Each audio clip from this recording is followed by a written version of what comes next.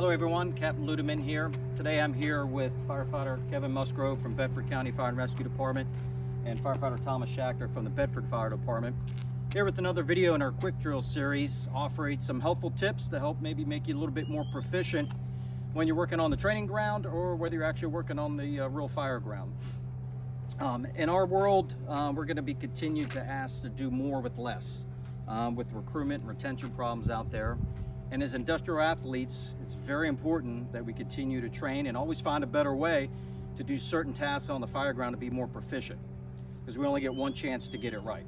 So today's video is just to offer a couple tips to make you a little more proficient, a little more expedient with masking up before entering into an IDLH. So we're going to jump right into a comparison of what's observed on the fire ground, sometimes observed in the training environment, and you'll notice the two differences in the time it takes to mask up, because here is where you can save some critical time on the fire ground. When performing a size up, you can't rush that. When we start rushing the size up, you're rushing your lap, that's when mistakes are made. Always got to move with a purpose, but you make up for time with these individual tasks and getting set up and getting ready to enter into the IDLH. So with that said, we're going to go right into a scenario here where they've already performed their size up. They've been given the initial task to go ahead and perform a primary search. Firefighter Thomas Schachter is going to demonstrate a more efficient means of masking up quickly, while Firefighter Musgrove will demonstrate what is unfortunately observed too often in the training environment on the fire ground. So with that said, gentlemen, go ahead, mask up. They've been given the assignment to do the primary search. Pay close attention to some of the differences in the timing that it takes for these two gentlemen to mask up. You'll see Firefighter Musgrove does something that's pretty common, and this is where it begins to add time to his sequence of events here, by laying his gloves down, laying his helmet down, trying to figure out what things are at. You notice Firefighter Schachter didn't put anything on the ground. He's got everything with him. He's doing everything with his gloves on.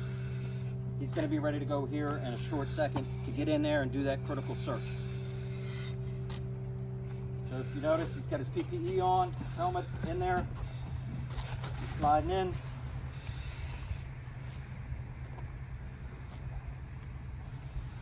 He's already in and out, and Firefighter Musgrove is still trying to mask up, and that is often observed in the training and on the fire ground. So what we want to do is just offer you in this quick video a couple tips that might help you save some time on this critical skill so you're not left behind. And the only way to get better at it is to practice, and you can practice in some initial steps. But I'm going to ask them to go ahead and remove their face pieces, and they both now are going to demonstrate two different ways, and you can practice on your own, figuring out which one might work better for you. So I'm going to start with Firefighter Musgrove here, and the method again. He's got all of his PPE on, he's got his gloves on, and he's going to begin to mask up. And this time he's going to, instead of having to put his helmet down on the ground, he's just going to hang it over his arm, so that way it's always with him while he's able to don his mask and his SCBA face piece. So Kevin will start. Simply just throw it over there, and it's just resting on his arm. And again, we're moving at a 3/4 speed here. That way you can kind of see the details on what might help. He's going to throw his mask on. He's got his mask preset, which you should be doing at your morning check or before you're getting on the apparatus rig. So he's got his mask set. He's going to be grasping his hood with his thumbs to bring it over to make sure that there's no gap. It is important to get a good seal. All right. He'll continue to throw his flap over from his collar. Then cinch the helmet down, and he's good to go. That was less than 30 seconds. He had not put anything on the ground. That's one way. Another way that you often see for those that are always trying to improve their own skills, this Firefighter Schachter is going to demonstrate taking the helmet with a longer strap and just flip it over the back of your neck. Again, you didn't have to put it on the ground, you didn't have to lose it. Puts his mask on. He's going to grasp the hood with his thumbs, pull it over, make sure it's completely around. He's got good protection. He's got a seal. He knows where his helmet is. He doesn't have to be on the ground looking for it. Pulls it right up, cinched down, and he's ready to go.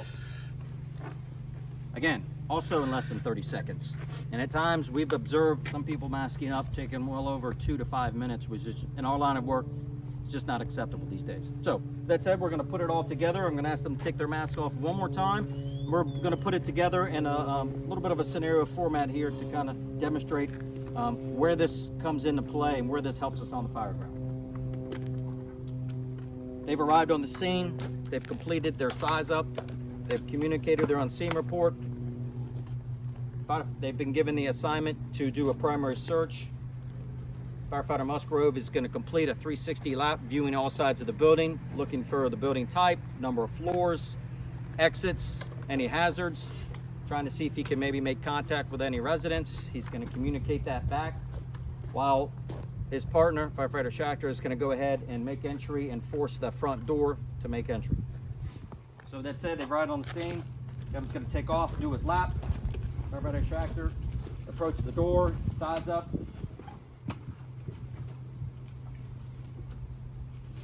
And he's simulating doing a lap through that front door, but this is the front door for this scenario, so ignore that door. Thomas, again, quickly masking up in less than 30 seconds. He's going to be ready to go here, start forcing the door.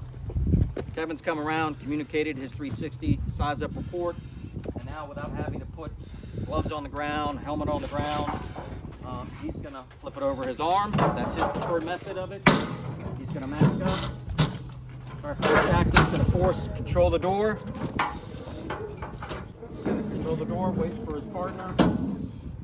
Now he got a little bit of a head start, but again, there's some time that has been saved with Firefighter Musgrove. Boom, he has his helmet on, and Thomas didn't have to wait that long for him to do that.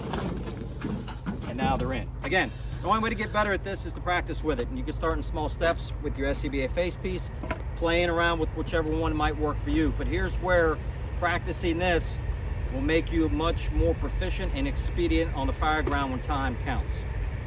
So on a similar note, let me also remind you that as industrial athletes, the importance of training and trying to be perfectionists in our profession. And that also includes being physically fit.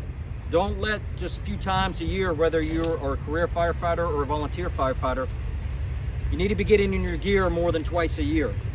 So start considering perhaps maybe on Fridays, make it a full gear Friday workout. Start working out in your personal protective equipment. You don't need an exorbitant set of weights and dumbbells and so forth. Just getting in your PPE, moving around is going to help build some endurance, build some fitness. You can use some basic things around the firehouse by walking laps. You can simply get a roof ladder, put it down on the ground, and just go through multiple repetitions. The key thing is we've got to be physically fit to do this job. Right? So here's one example. You can get some typical tools. You can get a can, you can get a Circle D light, you can get a fan. Maybe just a farmer's carry around the firehouse. A lot of the firehouses have tires with the mallets. Beat the heck out of that tire. The key thing is starting maybe just with your bunker pants, your SCBA, and start doing some typical minor labor, building your way up to where you're working out in your full gear with your SCBA and building that endurance. Two, it's going to improve physical fitness, which isn't just about the fire ground, it's about the EMS incident, the hazmat incident. The all hazards that we respond to require some sort of cardiovascular and fitness endurance to be able to perform on the job. So again, just wanted to share a couple tips today on masking up, something that can save you some time on the fire ground. If you've got any questions, I'd be more than happy to come out and help you with it. My instructors would love to come out and help you with it, so please don't hesitate to give us a call. Give it a shot, give us some feedback, and we'll see you next month for the Quick Drill series with some other fire ground tips to help you make you a little bit more proficient. Thank you.